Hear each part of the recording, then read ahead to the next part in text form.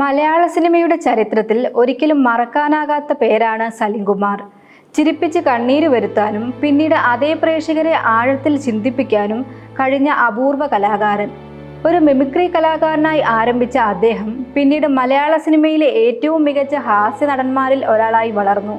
അതിനപ്പുറം ദേശീയ പുരസ്കാരം നേടിയ മികച്ച നടനായി മാറിയ അദ്ദേഹത്തിന്റെ ജീവിതം ഏവർക്കും പ്രചോദനമാണ്. 1969 ഒക്ടോബർ 10 കൊച്ചിയിലാണ് സലിംകുമാറിന്റെ ജനനം. സാമ്പത്തികമായി വളരെ സമ്പന്നമായ കുടുംബ പശ്ചാത്തലമൊന്നുമല്ല അദ്ദേഹത്തിനുണ്ടായിരുന്നത്. ജീവിതത്തിൽ പല ബുദ്ധിമുട്ടുകളും നേരിട്ടാണ് അദ്ദേഹം വളർന്നത്.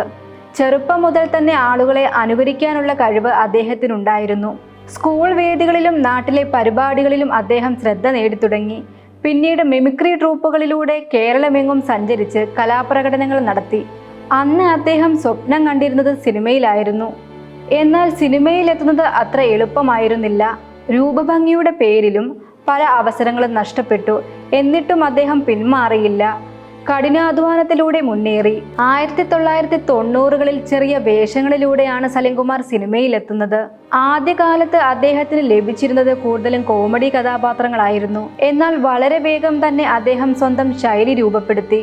മറ്റു ഹാസ്യ നടന്മാരിൽ നിന്ന് വ്യത്യസ്തമായി ശരീരഭാഷയും ശബ്ദവും മുഖഭാവങ്ങളും ചേർത്ത് അദ്ദേഹം അവതരിപ്പിച്ച കഥാപാത്രങ്ങൾ പ്രേക്ഷകർക്ക് പുതിയ അനുഭവമായി. പുലിവാൽ കല്യാണം, കല്യാണരാമൻ, തിളക്കം, ചതിക്കാത്ത ചന്തു തുടങ്ങിയ സിനിമകളിലെ കഥാപാത്രങ്ങൾ ഇന്നും സോഷ്യൽ മീഡിയയിലും ട്രോൾ ലോകത്തും ജീവിച്ചിരിക്കുന്നു. പ്രത്യേകിച്ച് മണവാളൻ പോലുള്ള കഥാപാത്രങ്ങൾ മലയാളികളുടെ നിത്യജീവിതത്തിന്റെ ഭാഗമായി തീർന്നു.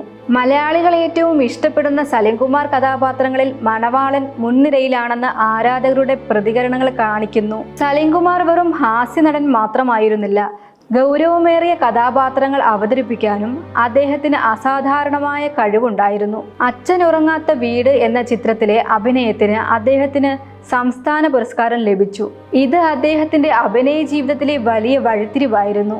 ആ ചിത്രത്തിന് ശേഷം സംവിധായകരും പ്രേക്ഷകരും അദ്ദേഹത്തെ മറ്റൊരു കണ്ണിലൂടെ കാണാൻ തുടങ്ങി. 2011 പുറത്തിറങ്ങിയ ആദാമിന്റെ മകൻ അബു എന്ന ചിത്രമാണ് സലിംകുമാറിന്റെ കരിയറിനെ മറ്റൊരു തലത്തിലേക്ക് ഉയർത്തിയത്.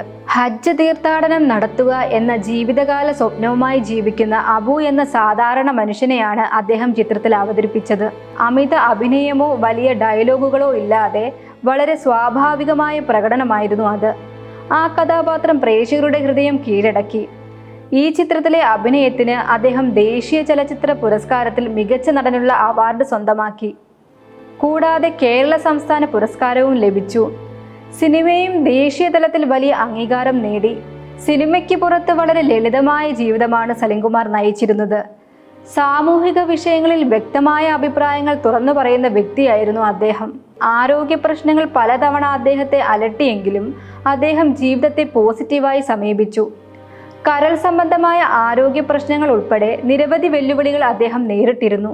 മലയാള സിനിമയുടെ വലിയ നഷ്ടം 2026 ജൂൺ 6 സലിംകുമാർ അന്തരിച്ചെന്ന വാർത്ത മലയാളികളെ ഏറെ ദുഃഖത്തിലാഴ്ത്തി. അദ്ദേഹത്തിന്റെ വിയോഗത്തിൽ സിനിമാ ലോകവും ആരാധകരും അനുശോചനം രേഖപ്പെടുത്തി.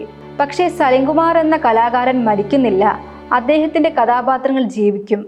അദ്ദേഹത്തിന്റെ സംഭാഷണങ്ങൾ ജീവിക്കും. അദ്ദേഹം സമ്മാനിച്ച ചിരികൾ ജീവിക്കും.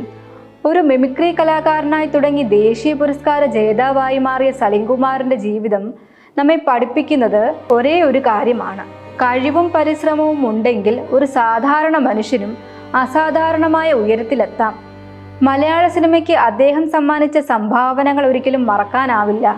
ചിരിയുടെ രാജാവ്, അഭിനയത്തിന്റെ രാജാവ്, അതാണ് സലിംകുമാർ.